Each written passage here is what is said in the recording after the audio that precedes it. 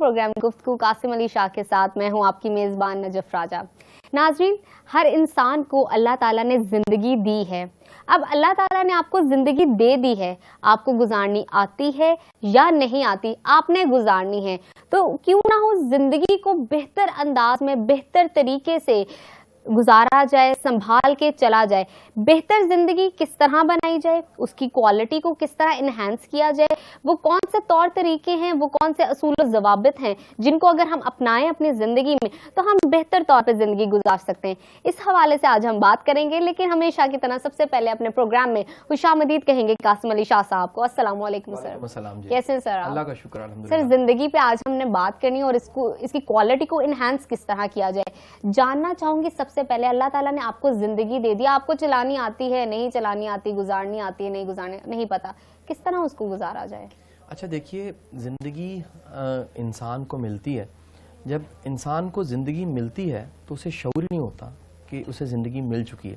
یعنی آپ کے بچپن اور بچپن سے جو بالکل گود والا وقت ہے آپ کا, زندگی کا شعور آپ کو کہیں بعد میں جا کے آتا ہے. آپ کو بڑی بعد میں پتہ لگتا ہے کہ یہ جو زندگی تھی یہ تھی کیا, اس کی سمجھ بوجھ جو سی ہے یہ بعد میں آتی ہے. اکثر کہا جاتا ہے, اور یہ ہے بھی سچ, کہ زندگی پہلے ملتی ہے, شعور بعد میں ملتا ہے. اور جب شعور ملتا ہے تو بعض اوقات شعور ملنے کے بعد ہمیں دیکھنا پڑتا ہے وقت کتنا گزر گیا. بہت سے لوگ ایسے ہیں جن کا جو وقت گزر چکا ہے وہ کئی سالوں کا ہوتا ہے. یعنی لوگوں کو شعور 60, 70, 80 سال کی عمر میں جا کے کئیوں کو ملتا ہے, کئیوں کو 16 سال میں شعور آ جاتا ہے, 25 سال کی عمر میں شعور آ جاتا ہے, 30 سال کی عمر میں شعور آ جاتا ہے. اب یہ جو کامیاب زندگی کا تصور ہے, یہ ایک بڑا کہہ لیجیے کمپلیکیٹڈ سا ٹاپک ہے کہ آپ اس کو کوئی ایک فائنل سٹیٹمنٹ دے دیں کہ کامیاب زندگی کا تصور یہ ہے. تو ممکن ہے وہ کامیاب زندگی کا تصور ایک رخ سے ہو, دوسرے رخ سے وہ ناکامی ہو. آپ کو اس کو کولیکٹیو جب دیکھنا ہے تو آپ کو پھر اس سوال کو لے کے جانا پڑتا ہے دنیا کے بڑے دانشوروں کے پاس. وہ کیا کہتے ہیں کہ کامیاب زندگی کا تصور ان کے مطابق کیا ہے. مثال میں دیتا ہوں, ایک تاریخ کا بہت بڑا مورخ ہے اور اس کو دانشور بھی بہت بڑا مانا جاتا ہے, ول ڈورنٹ کے نام سے. ول ڈورنٹ جون سا, اس نے اپنے زمانے میں جہاں اس نے ہسٹری آف مین کائنڈ اور بے شمار چیزوں پہ کام کیا, اس نے ایک خط بنایا, اور وہ خط اس نے دنیا کے تمام نامور لوگوں کو, اپنے وقت کے بڑے ناموں کو اس نے وہ خط لکھ دیا. اس نے ہنری فورڈ کو بھی لکھا, اس نے ایک خط ڈیل کارنگی کو بھی لکھا, اس نے ایک خط اینڈریو کارنگی کو بھی لکھا, اس نے ایک خط گاندھی کو بھی لکھا, اس نے ایک خط جون سا دنیا کے جتنے بڑے نام تھے, کسی مذہب کسی فرقے کہیں پر بھی تھے, اس نے ایک خط لکھا. اور اس خط میں اس نے ایک ریکویسٹ کی کہ آپ کے مطابق کامیابی کا یا کامیاب زندگی کا تصور کیا ہے. اب یہ کامیاب زندگی کا تصور ول ڈورنٹ نے جب سرچ کرنا شروع کیا تو اس میں سے کچھ خطوں کے جواب آنا شروع ہو گئے. وہ جو خطوں کے جواب تھے, اس نے سب سے پہلے تو یہ آبزرو کیا کہ دنیا کے جتنے بڑے نام ہیں, اگر نظر بدلے تو نظارہ بدلتا ہے. اس لیے اگر نام بدلے تو زندگی کے بارے میں اپروچ بھی بدل جاتی ہے. لیکن سب کے سب جتنے بڑے نام تھے وہ سب کے سب سیاستدان, لیڈر, سائنسدان, بزنس مین, ریفارمرز, ان سب کے ویوز میں کچھ سملیرٹیز تھیں. پہلی جو سملیرٹی تھی وہ نجف یہ تھی کہ سب نے زندگی کو رسپانسبلٹی کا نام دیا. کہ آپ ذمہ دار کتنے, اگر آپ ذمہ دار ہیں تو اس کا مطلب ہے آپ کامیاب ہیں. یعنی آپ زندگی کو پانے کے بعد اگر آپ ذمہ داری پہ نہیں پہنچے, آپ نے ذمہ داریوں کو قبول نہیں کیا, تو آپ دنیا کے ناکام ترین انسان ہیں. ذمہ داری کے لیے مقصد ہونا زندگی کا ضروری ہے. دیکھو, اگر آپ زندگی کو ڈیفائن کرتے ہو کہ یہ زندگی جون سی ہے یہ جانی کس طرف ہے, اس کی کوئی سمت ہے, اس کی کوئی ڈائریکشن ہے, تو زندگی کی سمت اور ڈائریکشن الٹیمیٹ آپ کو گولز دے دیتی ہے. تو ایک یہ بھی جواب تھا دنیا کے بڑے دانشور, دنیا کے بڑے مفکروں کا اور دنیا کے بڑے ناموں کا, کہ انہوں نے ڈھونڈا کہ زندگی ایک تلاش کا نام ہے, زندگی ایک سمت کا نام ہے, زندگی ایک مقصد کا نام ہے, زندگی ایک ایجنڈا کا نام ہے کہ آپ کس ایجنڈا سے جینا چاہتے ہیں, آپ کے جینے کا جواز کیا ہے, آپ دن کس بنیاد پہ گزارنا چاہتے ہیں, آپ آج جہاں ہیں آپ پہنچنا کہاں چاہتے ہیں, آپ کی ڈیسٹنی کیا ہے, آپ کی منزل کیا ہے, آپ آخر کار کیا کس نام سے پہچانے جائیں گے.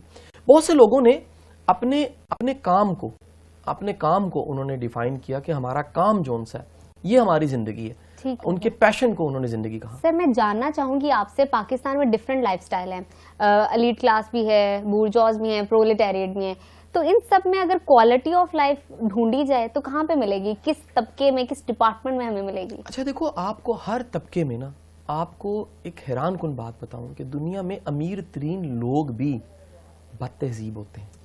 اچھا, دنیا میں غریب ترین, آپ کسی کٹیا میں چلے جائیے. ہم چند دن پہلے کچھ دوست ٹریول کر رہے تھے, تو ایک جو جگی ہوتی ہے, پکی واس جسے کہتے ہیں, ان پکی واسوں کے پاس چلے گئے. اس جگی میں جس نظم ترتیب اور اسلوب سے چیزیں پڑی ہوئی تھیں, شاید ایک بڑی کوٹھی اور محل والے کی بھی چیزیں ویسے نہیں پڑی ہوتی. وہ تہذیب, وہ نفاست, وہ شائستگی اس جگی میں تھی. یعنی میں حیران ہو گیا کہ جو تہذیب اور نفاست کسی محل میں نہیں ملتی, وہ ہمیں جگی میں نظر آ رہی تھی. تو آپ کو کوالٹی آف لائف, جس کو کوالٹی آف لائف, یہ سینس آف لائف کہتے ہیں, ایک مہذب ہونا, وہ آپ کو ممکن ہے کسی غریب میں ملے اور ممکن ہے کسی امیر میں نہ ملے. لیکن زندگی میں ایک یہ بھی رنگ بیان کیا گیا, بہت سے لوگوں نے یہ رائے دی اس ریسرچ میں, کہ زندگی خوشحالی کا نام ہے, محتاجی نہیں. محتاجی کو زندگی نہیں ہے. مانگ کے, ہاتھ پھیلا کے, اپنی ضرورتوں کا اپنے آپ کو سوال بنا کے اور سوال بن کے پھرتے رہنا زندگی نہیں ہے. زندگی, بہت سے لوگوں نے یہ رائے دی کہ زندگی فریڈم کا نام ہے. آپ آزاد کتنے ہیں, اور آزادی کا مطلب یہ ہے کہ جو غلامی آپ نے لی ہوئی ہے, وہ مذہب کی غلامی ہے, وہ آپ کا سرنڈر کرنا ہے, وہ آپ کو کسی قانون اتھارٹی کو ماننا ہے, وہ کسی اسٹیٹ کے لاز کو ماننا ہے, تو دیکھنا پڑے گا کہ وہ تمام کے تمام قوانین و ضوابط آپ اپنی مرضی سے خود پہ لاگو کر رہے ہیں کہ آپ کو بندوق کے زور سے منوائے جا رہے ہیں. تو فریڈم یا لبریٹ کی فیلنگ یہ بتاتی ہیں آپ زندہ کتنے. ٹھیک ہے, جب ہم کوالٹی کی بات کرتے ہیں کہ زندگی میں ایک کوالٹی ہونی چاہیے, تو سر اس پر ذرا روشنی ڈالیے گا کہ اس کوالٹی کو انہینس کرنے کے لیے ہمارے ٹولز ہیں, ڈیفینیٹلی ایک اصول و ضوابط ہوتے ہیں, لیکن بعض اوقات جب آپ زندگی گزار رہے ہوتے ہو, بہت سے ایسے مراحل آتے ہیں کہ جہاں پہ ان حالات سے گزر کے آپ کسی خاص چیز کا فیصلہ کرنا چاہتے ہو, آپ کسی خاص چیز کی طرف قدم اٹھانا چاہتے ہو, بڑھانا چاہتے ہو, لیکن سمجھ کچھ نہیں آ رہا ہے کہ اس کو ایکسیپٹ کرنے کے بعد پتہ نہیں وہ کوالٹی آف لائف جس کی آپ کو تلاش ہے وہ آپ کو ملے نہ ملے. اچھا دیکھو, انسان کے ساتھ نا ایک دھوکہ انسان کے ساتھ ہوتا رہتا ہے, اور یہ دھوکہ بڑے بڑے لیول پہ ہوتا ہے, بڑے بڑے بادشاہوں کے ساتھ ہوا. اور وہ دھوکہ یہ ہے کہ ایک مثال سے سمجھاؤں گا, چھوٹے بچے ہیں جو مل کے کھیلنے کے لیے آپ وہ جنگل کی طرف جاتے ہیں, اور ایک بچہ جو ان سا وہ کھیلتے کھیلتے اپنے ہمجولیوں سے ایک تتلی کو, بٹر فلائی کو, کلرفل بٹر فلائی کو دیکھتا ہے, اور پھر بٹر فلائی کی تلاش میں نکل پڑتا ہے, اور اس تلاش کے ساتھ وہ چلتے چلتے چلتے وہ اپنے ہمجولیوں کو چھوڑ دیتا ہے.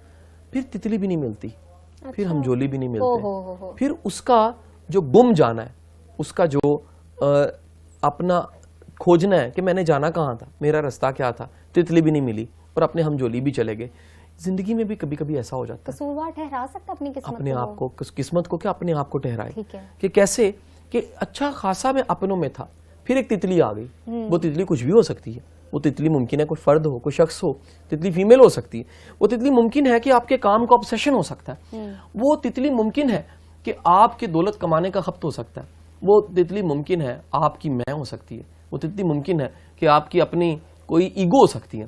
آپ اس تتلی کی تلاش میں اپنوں کو چھوڑ کے کہیں اس تتلی کی تلاش میں مارے مارے پھرتے رہے, پھر تتلی بھی نہ ملی, یا مل بھی گئی تو پتہ لگا یہ اتنی ویلیویبل بھی نہیں تھی جتنی میں نے اس کو ویلیو دے دی تھی. اس سے بدرجہ بہتر تھا میں تھوڑا رہتا, تتلی نہ ملتی, تھوڑا کھاتا, کم ہوتا, ہم جولی تو ساتھ ہوتے. اچھا, یہاں کوالٹی کی جب ہم بات کرتے ہیں تو وہاں پہ ڈسکوالٹی جو آپ کی لائف کے اندر موجود ہیں یا آ رہی ہیں, آپ کو اس کو بیئر کرنا پڑتا ہے. جب آپ وہ بیئر کر لیتے ہو تو آپ کو کوالٹی کا بھی ڈفرینس پتا چلتا ہے اور ڈسکوالٹی کا بھی ڈفرینس پتا چلتا ہے. لیکن بعض اوقات کچھ ایسے مراحل آتے ہیں زندگی میں انسان کی کہ وہ اپنے فیلئر کو ڈیفائن نہیں کر پاتا, وہ جان نہیں پاتا کہ وہ اس وقت جس حالات میں ہے اس کا فیلئر کیا ہے اور اس کو کس طرح ٹھیک کیا جائے. اچھا دیکھیے, ہم سب کو مان لینا چاہیے کہ آپ کو زندگی میں جو بھی کچھ پانا ہے, جو بھی کچھ حاصل کرنا ہے, جہاں بھی پہنچنا ہے, جس منزل مقام پہ آپ نے پہنچنا ہے, جو کچھ آپ کا گین ہے, کہیں نہ کہیں آپ کو اس کی قیمت ادا کرنی پڑے گی. ٹھیک, آپ بغیر قیمت ادا کیے آپ وہاں پہنچ نہیں سکتے. وہ قیمت کیا ہے؟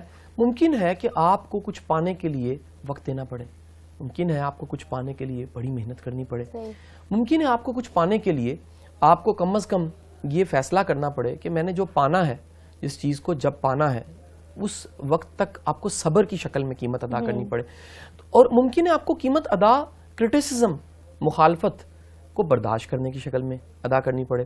جب آپ یہ مان جاتے ہیں یا جان جاتے ہیں کہ آپ کو کچھ بھی پانے کے لیے کچھ گنوانا پڑتا ہے, کچھ دینا پڑتا ہے, بغیر دیے بغیر گوائے آپ کچھ پا نہیں سکتے, بغیر کچھ سیکریفائز کیے آپ کسی منزل کسی مقام پہ پہنچ نہیں سکتے. جب آپ کو سمجھ آ جاتی ہے کہ دنیا کی ہر چیز کی قیمت ہے. کچھ لوگ نجف کہتے ہیں کہ بیکاری تو قیمت ادا نہیں کر رہا ہوتا, اس کو تو مفت میں بھیک ملتی ہے. میں کہتا ہوں بیکاری بن کے بھی آپ کو عزت نفس کو گنوانا پڑتا ہے. آپ اگر عزت نفس کی قیمت ادا نہیں کر سکتے آپ کو بھیک بھی نہیں ملتی. یعنی دنیا میں بھیک بھی مفت نہیں ہے, کچھ گوا کے ہی ملتی ہے. جب آپ مان جاتے ہو کہ there is a price you have to pay, آپ کو قیمت ادا کرنی پڑے گی پھر ملے گی, تو آپ طے کر لیجئے 2 اصول. آپ کو کچھ بھی پانا ہے قیمت ادا کرنی ہے, لیکن کہیں ایسا نہ ہو کہ آپ وہ قیمت ادا کر دیں کہ قیمت ادا کرنے کے بعد جب پا لیں تو پتہ لگے جس قیمت پہ میں نے پایا ہے یہ قیمت بہت زیادہ تھی, چیز اتنی مہنگی نہیں تھی, اتنی سستی چیز کو میں نے اتنا مہنگا خرید لیا کہ میں نے زندگی گوا دی, اپنے گوا دیے, رشتے گوا دیے. بہت سے لوگ بچے میرے پاس آ جاتے ہیں. ایک دفعہ ایک بچی آ گئی, اس نے آ کے کہا کہ شاہ صاحب میں اپنے ماں باپ کی مرضی کے خلاف شادی کرنا چاہتی ہوں. تو میں نے اسے سمجھایا کہ بیٹا حرج نہیں ہے, قائل کر لو, پہلے سمجھا لو. اس نے کہا جی نہیں ہے, ٹرننگ کاسٹ سمجھانا ممکن نہیں ہے, فلانا ہے, یہ ہے, وہ ہے. اور اس کے بعد کمنگ ڈیز میں میری اصل میں رائے تھوڑا سا میرا انکار اس لیے بھی تھا کہ جس وہ لڑکے سے شادی کرنا چاہ رہی تھی اس کی بعض خامیوں کو وہ نظر انداز کر رہی تھی. جس قیمت پہ اگین وہ یہ چیز خریدنا چاہ رہی تھی وہ اتنی مہنگی چیز نہیں تھی. تو اس نے اپنے ماں باپ کی خواہش کے خلاف ایک قیمت ادا کر کے چیز خرید لی. اللہ کا کرنا یہ ہوا کہ کچھ عرصے کے بعد یہ غم کہ میری بیٹی نے میری مرضی کے خلاف ایسا کیا, اس کے والد چل بسے. جب والد چلے گئے اور اس لڑکی کو کچھ ہی عرصے کے بعد شادی کی کورٹ میرج کے کچھ عرصے بعد ریئلائز ہوا کہ یار جس قیمت پہ میں نے اس بندے کو حاصل کیا قیمت بہت زیادہ تھی, بندہ اتنا بھی خاص نہیں نکلا, یہ ویسا ہی تھا ملتا جلتا, یہ بخار کی کیفیت جسے عشق کہتے ہیں یہ مجھ پہ طاری تھی.